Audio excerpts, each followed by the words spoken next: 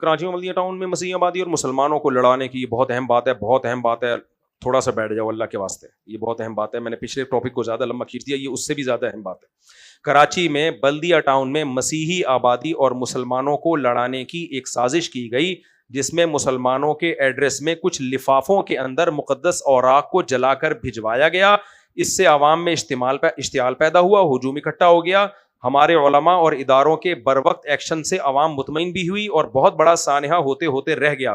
مفتی زبیر صاحب اور دیگر مفتیان کرام نے عوام کو اس موقع پر ٹھنڈا کیا اور حکومتی ذمہ داروں نے بھی غفلت نہیں دکھائی. اگر اسی طرح علماء اور حکومت مل کر خود سے ان واقعات کو سیریس لیں تو یہ جذباتیت اور حادثات کافی حد تک ختم ہو جائیں گے.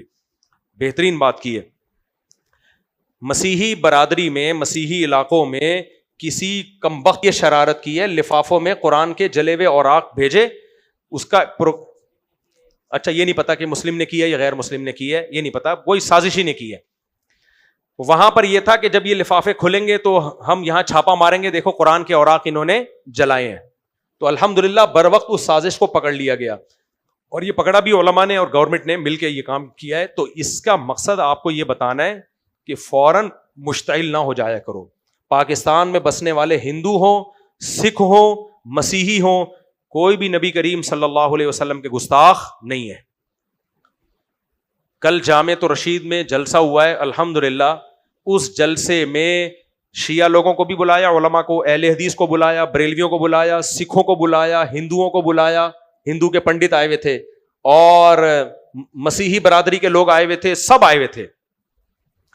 جو شیعہ لوگ تھے انہوں نے فضائل صحابہ بیان کیے.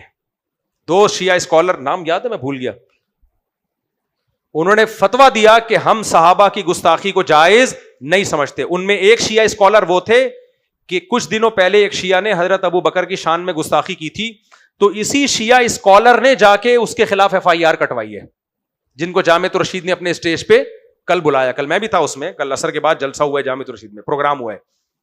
تو ہر فرقے میں ایسے معتدل لوگ موجود ہوتے ہیں جو اس طرح کی گستاخیوں کو پسند نہیں کرتے. میں تو شیعہ عالم سے ملا, میں نے کہا آپ نے تو کمال کر دیا.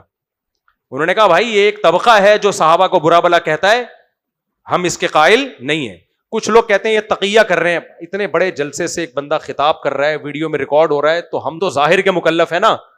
اگر کوئی منہ سے اچھی بات کر رہا ہے تو میں اس کو بولوں تقیہ کر رہا ہے, جھوٹ بول رہا ہے, تو یار یہ کون سا طریقہ ہے, اس سے جھوٹ پیدا ہوتا ہے.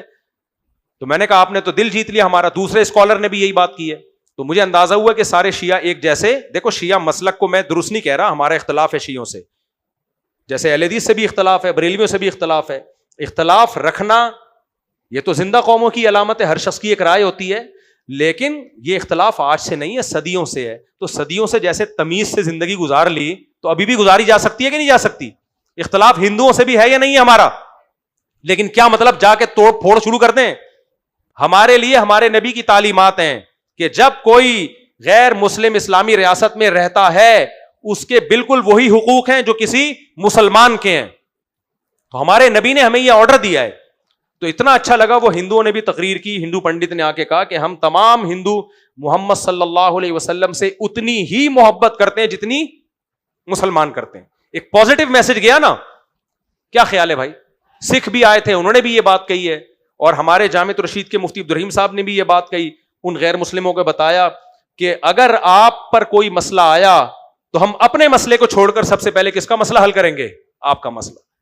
تو ملک میں یہ محبت کو فروغ دینے کی ضرورت ہے. باقی دین اور مذاہب اور مسلکوں میں اختلاف پہلے بھی تھا, اب بھی رہے گا.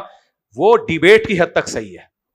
سمجھ میں آ رہی ہے بات, کس حد تک صحیح ہے. وہ ڈیبیٹ کی حد تک صحیح ہے, بحث کی حد تک صحیح ہے. تو زندہ قومیں ڈیبیٹ بھی کرتی ہیں, لیکن یہ جو چل رہا ہے نا ہماری سوسائٹی میں, اڑا دو, پھوڑ دو, جلا دو, ٹھش پیش, اور یہ عاشق رسول بنتے ہیں. پھر وہی ہوا جو عیسائیوں کی بستی کو کچھ وقت پہلے جلا دیا تھا, اب یہاں بھی جلانے کی سازش تھی.